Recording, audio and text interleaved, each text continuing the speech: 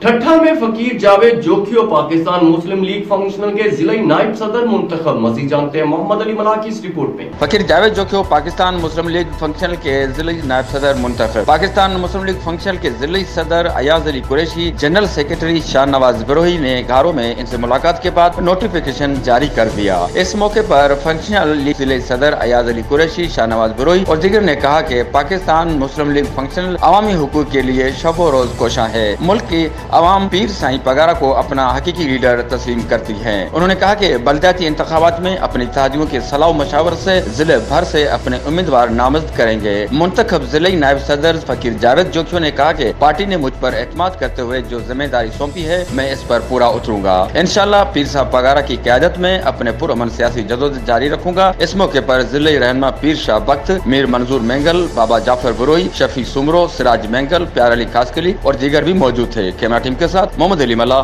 راز نیوز گھاروں۔